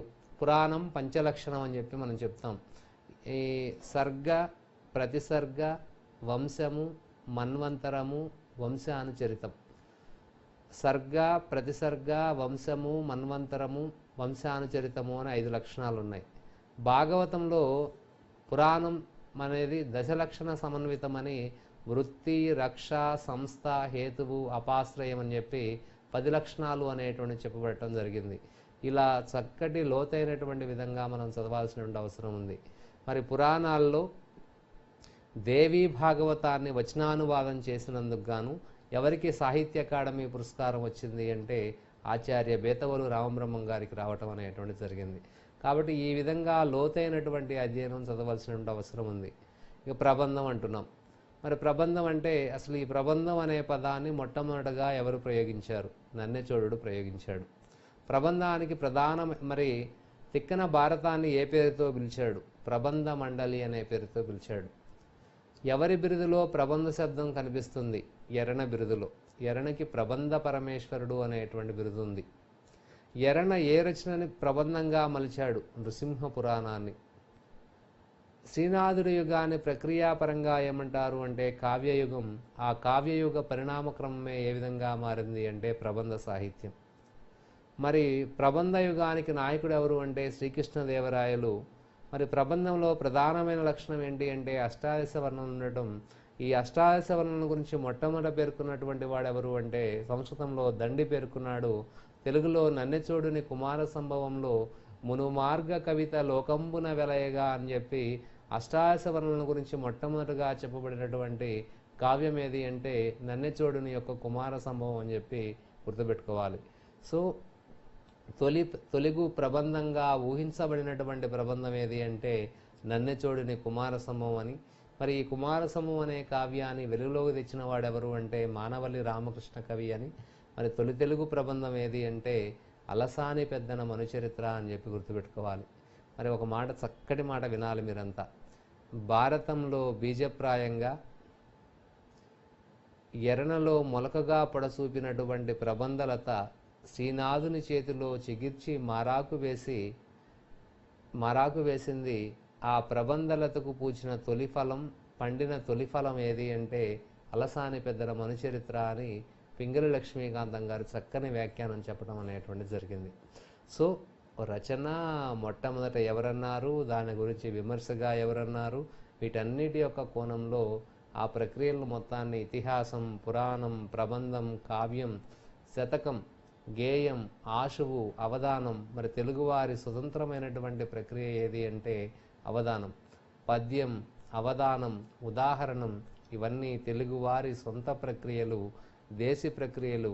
వాటికి సంబంధించినటువంటి లోతైనటువంటి అధ్యయనం మనం చేస్తాం. తర్వాత మనం ఇక్కడ చూస్తే 2వ విభాగంలో భీ ఉంది. రూపక ప్రక్రియలు. నాటకం ఇప్పుడే చెప్పాం. కావ్యేషు నాటకం రమ్యం అని, నాటకేషు శకుంతల, శకుంతలేషు చతుర్దాంకః అని. మరి తెలుగులో మొట్టమొదటి నాటకం ఏది అంటే మంజరి మధుకరీయం. ఏంటి? మంజరి మధుకరీయం. ఎవరు రాశారు? కోరాడ రామచంద్ర శాస్త్రి రాశాడు. అంతవరకు చదివితే సరిపోదు. అది ఏ సంవత్సరంలో వచ్చింది అంటే 1860 అని గుర్తుపెట్టుకోవాలి. తెలుగులో మొట్టమొదటి సాంఘిక నాటకం ఏది? కన్యాశుల్కం. కన్యాశుల్కానికి మొదటి కూర్పు ఎప్పుడు వచ్చింది? 1897లో వచ్చింది. ఎప్పుడు వచ్చింది? 1897. మరి రెండవ కూర్పు ఎప్పుడు వచ్చింది? 1909లో వచ్చింది. మొదటి కూర్పు ఏమో 1897లో వచ్చింది, రెండవ కూర్పు ఏమో 1909లో వచ్చింది. మొదటి కూర్పులో అంకాల సంఖ్య ఎంత అంటే 5, రెండవ కూర్పులో అంకాల సంఖ్య ఎంత అంటే 7. మరి ఇటీవల గ్రూప్ 2 ఇంతకుముందు ఆప్షనల్గా ఉన్నప్పుడు కన్యాశుల్కంలోని నాటకంలోని అంకాల సంఖ్య ఎంత అని వచ్చింది? 7. మరి ఇంకేం ప్రశ్నలు లేవా అంటే ఉన్నాయి. అలా ఆలోచించకూడదు, ఇచ్చినటువంటి కోణాన్ని గురించి మనం ఆలోచించాల్సిన అవసరం ఉంది. మరి మొదటి కన్యాశుల్కం మొదటి కూర్పులో కథానాయకి ఎవరు అంటే మహాలక్ష్మి. ఈనాడు కథానాయకి ఎవరు అంటే మరి మధురవాణి అని చెప్పాలి. మరి ఈ విధమైనటువంటి కోణంలో మనం ఆలోచించాల్సిన కన్యాశుల్కం నాటకం ఏ వాక్యంతో ముగిసింది అని కూడా ప్రశ్న అడగవచ్చు. డామిట్ కథ అడ్డం తిరిగింది అనేటువంటి దాంతో. మరి పొగ తాగని వాడు దున్నపోతై పుట్టున అనేటువంటి పలుకులు దేంట్లో ఉన్నాయి అని చెప్పి గుర్తుపెట్టుకోవాలి. ఒపీనియన్లు చేంజ్ చేయకపోతే పొలిటీషియన్లు కానేర్రు అని ఎవరన్నారు అనేటువంటిది గుర్తుపెట్టుకోవాలి. మరి అలా గుర్తుపెట్టుకోవాలి నాటకాలకు సంబంధించినటువంటి విశేషాలన్నీ. ఇటీవల ఒకటి ఉంది, తొలిసారిగా నీచ పాత్రలకి పాత్రోచిత భాషను ప్రవేశపెట్టబడిన తొలి నాటకం ఏది అంటే వేదం వెంకటరాయ శాస్త్రి గారి నాగానందం అనేటువంటి నాటకం. మరి సుప్రసిద్ధ నాటకాలు ఉన్నాయి. సత్య హరిశ్చంద్ర ఎవరు రాశారు? బలిజేపల్లి లక్ష్మీకాంతం. గయోపాఖ్యానం ఎవరు రాశారు? చిలకమర్తి లక్ష్మీ నరసింహం. మరి మనం ఆబాల గోపాలం సైతం అలరించినటువంటి అధ్యతనాంధ్ర కవి ప్రపంచ నిర్మాతలు నానారాజ సందర్శనం చేసినటువంటి తిరుపతి వెంకట కవులు పాండవోద్యోగ విజయాలు తెలియనటువంటి వాళ్ళు ఎవరు? మరి ఆ పద్యాలన్నీ మనందరికీ తెలిసినటువంటివే. కృష్ణరాయవారంలో చెల్లియో చెల్లకో గాని అలుగుట ఏ ఎరుంగని మహామహితాత్ముడజాత శత్రువే అలిగిన నాడు సాగరములన్నీయు ఏకముగాకపోవు ఈ కర్ణులు 10,000 అని నొత్తురు చత్తురు రాజరాజా నా పల్కులు విశ్వసింపుము విపన్నులలో కులగావు మెల్లరన్. మరి ఆంధ్రనాట ఆబాల గోపాలం సైతం అలరించినటువంటి పద్యాలు దీంట్లో ఉన్నాయి. మరి చెల్లియో చెల్లకో అన్న జెండాపై కపిరాజు ముందు సితవాజి శ్రేణియుం గూర్చినే దండం బొంగొని తోలు చందనం మీద నారి సారించుచున్ గాంధీవమ్ము ధరించి ఫల్గునుడు నీ మూకం చెండుచున్నప్పుడు ఒక్కండును నీ మొర ఆలకింపరు కురుక్ష్మానాద సంధింపగననేటువంటి పద్యాలు సంతోషమున సంధిసేయుదురే అనేటువంటి ఆనిముత్యాలను కూడా మనం చదవలసినటువంటి అవసరం ఉంది. ఇక యక్షగానానికి సంబంధించి నాటికలు ఉన్నాయి. మరి యక్షగానం మరి ఒకసారి అడిగాడు, యక్షగానం జానపదుల ప్రాచీన కళారూపం ఏది అని చెప్పి అడగటం జరిగింది. కురవంజి ఇంపార్టెంట్. మరి తెలుగులో మొట్టమొదటి యక్షగానం ఎవరు రాశారు? కందుకూరి రుద్రకవి సుగ్రీవ విజయం అనేటువంటిది రాశాడు. ఒకసారి అడిగారు, మొదటి యక్షగానం రాసినటువంటి రచయిత్రి ఎవరు అంటే బాలపాపాంబ అక్క మహాదేవి చరిత్ర అనేటువంటిది రాసింది. ఇలా చక్కగా మనం చదువుకోవాల్సినటువంటి విశేషాలు ఉన్నాయి. సామగానం ఈ బుర్రకథ, మరి బుర్రకథ పితామహుడు ఎవరు అంటే నాజర్. మరి వీటికి సంబంధించినటువంటి విశేషాలు మూలాలని మనం అధ్యయనం చేస్తాం. ఇక మూడవ ప్రక్రియ సాహిత్య ప్రక్రియలకు సంబంధించి మరి ఆధునిక సాహిత్యం, మరి కథా సాహిత్యం అనేటువంటిది ఒక సముద్రం లాంటిది అని చెప్పాలి. కొన్ని వేల లక్షల కథలు అనేటువంటివి వచ్చాయి. మరి ఈ సముద్రంలో ప్రధానమైనటువంటి వాటిని గురించి మనం చదువుకోవాలి. మరి అమరావతి కథలు ఎవరు రాశారు? శంకరి మంచి సత్యం. విలోమ కథలు ఎవరు రాశారు? నగ్నముని. రాజకీయ కథలు ఎవరు రాశారు? వోల్గా. యజ్ఞం పేరుతో కథలు రాసింది ఎవరు? కాళీపట్నం రామారావు. అత్తగారి కథలు ఎవరు రాశారు? భానుమతి రామకృష్ణ. ఇలా మనం చెప్పుకుంటూ పోతే మరి ఎన్నో కథా సాహిత్యానికి సంబంధించి వచ్చాయి. మరి తెలుగువాడి ఖ్యాతిని ప్రపంచానికి చాటి చెప్పినటువంటి ప్రక్రియ కూడా ఏది అంటే కథే. మరి ఆ, ప్రపంచ కథానిక పోటీల్లో పాలగుమ్మి పద్మరాజు గారి గాలివాన అనే కథానికి ద్వితీయ బహుమతి రావటం జరిగింది. మరి తెలుగువాడి ఖ్యాతిని ఇనుమడింపజేసినటువంటి ఘనత పాలగుమ్మి పద్మరాజు గారి గాలివాన అని చెప్పి మనం చెప్పుకోవాలి. ఇలా కథా సాహిత్యాన్ని గురించి చెప్పుకుంటూ పోతే ఎన్నో కథలు అనేటువంటివి వచ్చాయి. ఇటీవల నూరేళ్ల తెలుగు కథలు అని మహమ్మద్ కదీర్ బాబు గారు ఒక నూరేళ్ల తెలుగు కథలను సమీక్షించడం జరిగింది. నవలలు అనేటువంటి పేరుతోటి మరి తెలుగు నవలా సాహిత్యం అనేటువంటిది మరి మొట్టమొదట మహాశ్వేత కొక్కొండ వెంకటరత్నం పంతులతో వచ్చింది. తర్వాత నరహరి గోపాలకృష్ణం శెట్టి రంగరాజ్ చరిత్ర వచ్చింది. తర్వాత మరి 70 తర్వాత కందుకూరి వారి రాజశేఖర చరిత్రనే మొట్టమొదటి నవలగా మనం పేరు చెప్పుకుంటూ ఉన్నాం. మరి అప్పటి నుంచి ఇప్పుడు దాకా నవలా సాహిత్యం అనేటువంటిది కొనసాగుతూనే ఉంది. ఇటీవల మన నవలలు మన కథానికలు అనేటువంటి దానికి ఆచార్య రాజపాలెం చంద్రశేఖర్ రెడ్డి గారి విమర్శా గ్రంథానికి కేంద్ర సాహిత్య అకాడమీ అవార్డు వచ్చాయి. మరి పాకుడు రాళ్ళు నవలకే కేంద్ర సాహిత్య అకాడమీ అవార్డు వచ్చింది. మరి విముక్త అనే కథల సంపుటి ఓల్గా గారికి సాహిత్య అకాడమీ అవార్డు వచ్చింది. ఒకనాడు కాలరేఖలు అనేటువంటి నవలకు కేంద్ర సాహిత్య అకాడమీ అవార్డు నవీన్ గారికి వచ్చింది. ఇలా చెప్పుకుంటూ పోతే ప్రక్రియాపరంగా నవలా కథా సాహిత్యాలు సముద్రాలు లాంటివి. లేఖ, వ్యాసం, జీవిత చరిత్ర, ఆత్మకథ, యాత్రా చరిత్ర, పీఠిక, విమర్శ, సమీక్ష, వచన కవిత, నిబద్ధ కవిత, మరి నానీలు, గజళ్ళు, రుబాయిలు, ఇంకా ఆధునిక కాలంలో మరి జాజులు, రెక్కలు, తర్వాత మినీ కవిత అనేటువంటివి మనం ఈ రూపంలో మనం చూస్తూ ఉన్నాం. వాటితో పాటు అనిబద్ధ వచన కవితలైనటువంటి సంపాదకీయం, వార్తా వ్యాఖ్యలకు సంబంధించినటువంటి అధ్యయనాన్ని కూడా మనం చేస్తాం. తర్వాత ఇక ఆధునిక సాహిత్యం, మరి ఇది కూడా ఒక మహాసముద్రం లాగా చెప్పాలి. మరి భావకవిత్వం చిన్న చిన్నవి. భావకవిత్వానికి పితామహుడు ఎవరు అని అడుగుతాడు రాయప్రోలు సుబ్బారావు. భావకవిత్వానికి ప్రతినిధి, భావకవుల్లో గౌరీశంకర శిఖరాన్ని అధిరోహించినటువంటి వాడెవరు? దేవులపల్లి కృష్ణశాస్త్రి. ఈ కవులకు ఊహాప్రేయసులున్నారు. కృష్ణశాస్త్రి ఊహాప్రేయసి ఎవరు? ఊర్వశి. నండూరు సుబ్బారావుకి ఊహాప్రేయసి ఎవరు? ఎంకి. నాయన సుబ్బారావు ఊహాప్రేయసి ఎవరు? వత్సల. అడవి బాపిరాజు గారి ఊహాప్రేయసి ఎవరు? శశికళ. తర్వాత దాశరథి ఊహాప్రేయసి ఎవరు? మంజీర. తల్లావజ్జల శివశంకర శాస్త్రికి ఎవరు? హృదయేశ్వరి. ఇలా ఊహాప్రేయసం సృష్టించుకొని మరి భావకవిత్వం వచ్చింది. ఒకసారి అడిగారు భావకవిత్వానికి సమగ్రమైన నిర్వచనం ఎవరు చెప్పారు అని. విశ్వనాథ సత్యనారాయణ చెప్పాడు. ఒక కవి యొక్క అవిస్పష్ట వాంఛాంకురం, ఒక అంతర్నిగూఢ తాపం ఒక చిన్న కావ్యంలో ఓదబడితే అదే భావకవిత అని చెప్పినటువంటి వ్యక్తి విశ్వనాథ సత్యనారాయణ గారు. మరి అభ్యుదయ కవిత్వం, మరి అభ్యుదయ కవిత్వానికి పితామహుడు ఎవరు అంటే గురజాడ అప్పారావు. అభ్యుదయ కవిత్వానికి ప్రతినిధి ఎవరు అంటే శ్రీశ్రీ. మరి ఇక అభ్యుదయ కవిత్వంలో తొలి కవితా సంపుటి నయాగర కవితా సంపుటిని అనిశెట్టి సుబ్బారావు గారికి అంకితం చేయటం, అభ్యుదయ కవిత్వం అనేటువంటి సముద్రాన్ని కూడా మనం ఈదబోతున్నాం. మరి విప్లవ కవిత్వం, మరి శ్రీశ్రీ గారు సాయుధ విప్లవ బీభత్సుని సారథినై భారత కురుక్షేత్రంలో నవయుగ భగవద్గీత జంజని ప్రసరిస్తాను, మంటల చేత మాట్లాడించి రక్తం చేత రాగాలాపన చేయిస్తా అన్నాడు. భారతదేశ రాష్ట్రపతి పదవి కన్నా విరసం అధ్యక్ష పదవి మిన్నా అని చెప్పినటువంటి వ్యక్తి విప్లవ కవిత్వం శ్రీశ్రీ. ఈ తర్వాత త్రిపురనేని మధుసూదన్ రావు, తర్వాత శివసాగర్, వీళ్ళందరి యొక్క కోణాన్ని మనం చూస్తాం. సుబ్బారావు, పాణిగ్రాహి, వరవర్రావు, గద్దర్, వీళ్ళందరిని గురించి విప్లవ కవిత్వంలో భాగంగా. మరి దిగంబర కవులు 6: నగ్నముని, నిక్లేశ్వర్, జ్వాలాముఖి, చెరబండరాజు, భైరవయ్య, మహాస్వప్న, వాళ్ళకు సంబంధించి. ఇక స్త్రీవాద కవిత్వం అంటే మరి ఈనాడు స్త్రీవాద కవిత్వం అనేటువంటిది మరి 1985 నుంచి వచ్చింది. మరి అప్పటి నుంచి స్త్రీవాదులు చైతన్యంతో కవిత్వాన్ని రాస్తూ ఉన్నారు. మరి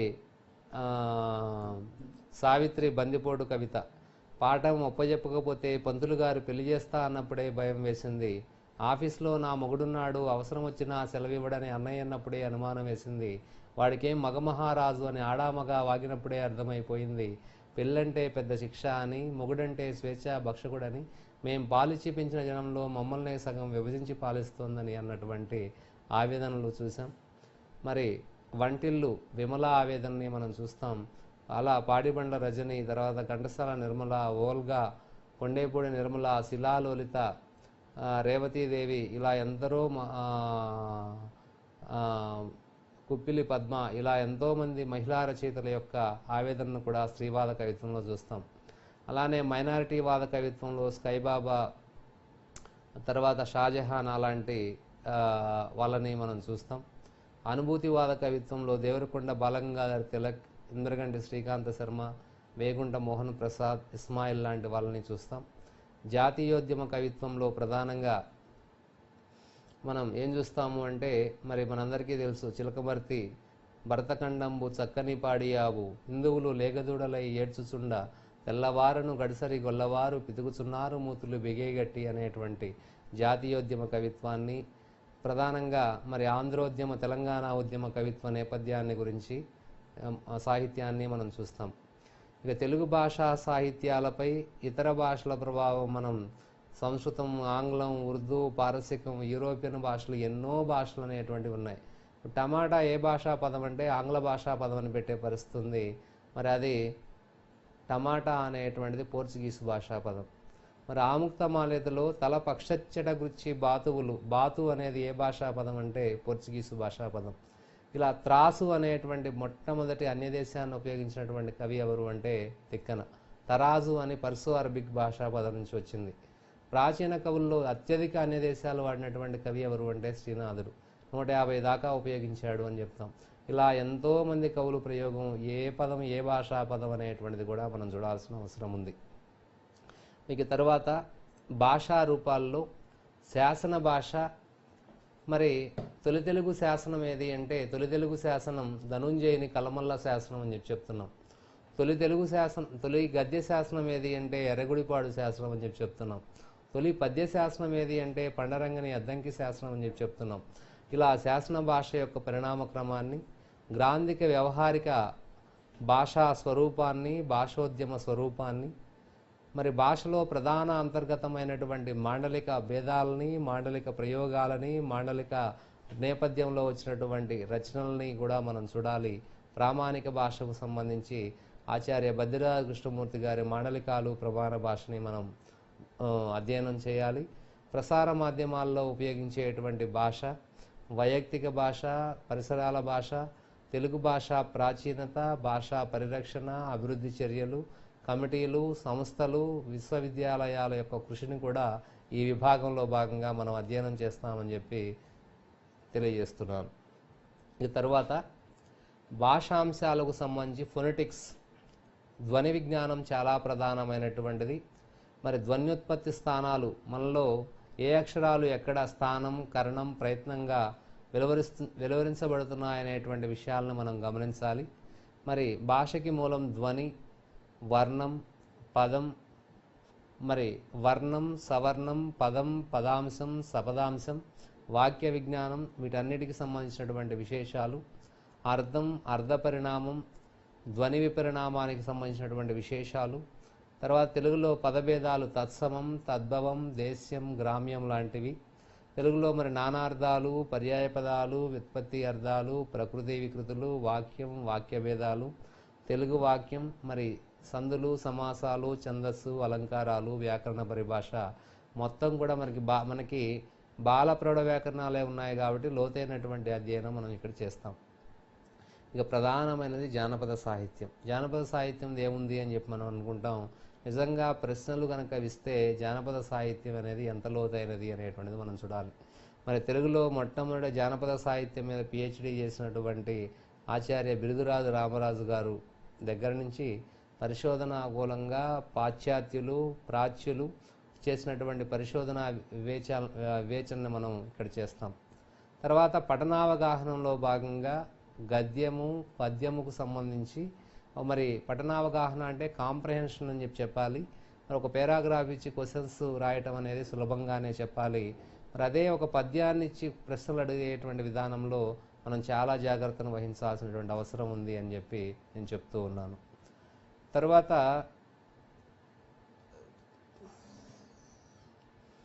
ఇవి ప్రధానంగా మనకి గురుకులానికి సంబంధించినటువంటి వాటిల్లో పేపర్ 2కి సంబంధించినటువంటి భాషా సాహిత్యాలకు సంబంధించినటువంటి విశేషాలు. ఇకపోతే పేపర్ 1కి సంబంధించి మనకి బోధనా పద్ధతులకు సంబంధించి మనం చూస్తాం. దాంట్లో ఆ, ఇప్పుడు బిఎడ్ వారికి ఇప్పుడు మనకంతా కూడా మరి డిఎడ్ సిలబస్తో సంబంధం లేకుండా బిఎడ్ తెలుగు బోధనా పద్ధతులకు సంబంధించి భాషా స్వభావాన్ని, మరి భాష ప్రథమ భాషగా తెలుగు బోధన ఎలా ఉంటుంది, ద్వితీయ భాషగా తెలుగు బోధన ఎలా సాగుతూ ఉంది, ఏ స్థాయిలో ఏ విధమైనటువంటి బోధన ఏ స్థాయి వరకు మన రాష్ట్రంలో సాగుతుంది అనేటువంటి విషయాన్ని చూడాలి. ఇంకా తర్వాత మాతృభాషా బోధన యొక్క లక్ష్యాలు, స్పష్టీకరణలు, సామర్థ్యాలు అనేటువంటివి ఏ విధంగా ఉన్నాయనేటువంటివి మనం చూస్తాం.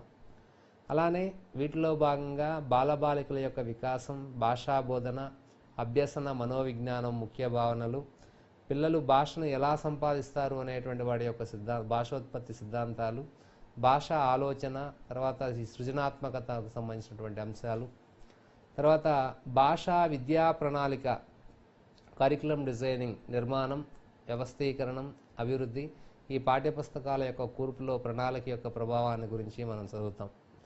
తర్వాత లాంగ్వేజ్ స్కిల్స్, భాషా నైపుణ్యాలు, ఎల్ఎస్ఆర్డబ్ల్యూ స్కిల్స్, టీచింగ్ స్కిల్స్, మరి శ్రవణం, భాషణం, పఠనం, లేఖనం అనేటువంటివి ఆయా స్థాయిల్లో వాటిని పెంపొందింపజేయడానికి మనం చేసేటువంటి నిత్యకృత్యాలు, వాటిని గురించినటువంటి అవగాహన. ఇక భాషా బోధనకు సంబంధించి గద్య బోధన, పద్య బోధన, నాటిక బోధన, కథా బోధన, వ్యాస బోధన యొక్క లక్ష్యాలు, ఎలా బోధించేటువంటి పద్ధతులు, ఏ ఏ స్థాయిలో ఏది ఎలా ఏ పద్ధతిలో బోధిస్తే ఉపయుక్తంగా ఉంటుంది అనేటువంటి భాషా బోధనకు సంబంధించినటువంటి అంశాలు. తర్వాత బోధన, టీచింగ్, తర్వాత అభ్యసన వనరులు అంటే మరి రీసోర్సెస్ అనేటువంటివి ఏ విధంగా ఉన్నాయి, మరి బోధన భాష లాంగ్వేజ్ ల్యాబ్స్ ఉన్నాయి, టీచింగ్ ఎయిడ్స్ అనేటువంటివి ఉన్నాయి, వాటిని సాంకేతికంగా ఐసీటీ ప్రజెంటేషన్ అనేటువంటి వాటికి సంబంధించి ఏ ఏ సంస్థలు ఏ విధంగా కృషి చేస్తూ ఉన్నాయి, మరి కరిక్యులర్ పాఠ్యాంశాలతో పాటు కో కరిక్యులర్ సహపాఠ్య కార్యక్రమాలు, ఎక్స్ట్రా కరిక్యులర్ పాఠ్యాంశాలకు సంబంధించినటువంటి వివేచన కూడా మనం చేస్తాం. తర్వాత మూల్యాంకనం, మరి ఇవాల్యుయేషన్ అనేటువంటిది నిరంతరం కొనసాగేటువంటి ప్రక్రియ బోధనలో భాగంగా సాగుతుంది. ఆ మూల్యాంకనం రకాలు ఎన్ని రకాలు ఉన్నాయి, వాటిని మూల్యాంకన సాధనాలు ఏంటి, వ్యూహాలు, వాటికి సంబంధించినటువంటి ఉపలబ్ధి మరియు లోప నిర్ధారణ నిరీక్షణ గురించి అధ్యయనం చేయాలి. అభ్యసన వైకల్యాలు, ప్రత్యేక అవసరాలు కలిగినటువంటి పిల్లల యొక్క భాషా అభ్యసనం ఎలా ఉంటుందని, మరి ప్రధానంగా నిత్య జీవితంలో ఉండేటువంటి భాషా వినియోగం, మరి భాషా సమస్యలు ఏంటి, భాషా విధానాలు ఏంటి, జాతీయ రాష్ట్ర స్థాయి విద్యా ప్రణాళిక చట్టాలు ఏం చెప్తున్నాయి, పాఠశాల స్థాయిలో, వీటన్నిటికి సంబంధించినటువంటి అంశాలని మనం వీటిలో భాగంగా ప్రధానంగా చదువుకుంటాం. కాబట్టి పేపర్ 1 అనేటువంటిది ప్యూర్ మెథడాలజీ, బోధనా పద్ధతులకు సంబంధించినటువంటివి 10 విభాగాలు ఉన్నాయి. ఇవి చాలా లోతుగా అప్లైడ్ క్వశ్చన్స్ అనేటువంటిది వస్తాయి. వాటిని అప్లైడ్ నాలెడ్జ్ తోటి మనం వివేచన చేస్తాం. ఇక రెండవది ప్యూర్ సబ్జెక్టు పరంగా లోతైనటువంటి అధ్యయనం చేద్దాం. ఈ రెండింటిని సమపాలలో బెరీజ్ వేసుకుంటూ వెళ్దాం. ఆ విధంగా మనం సక్సెస్ అనేటువంటి సాధిద్దాం. Thank you.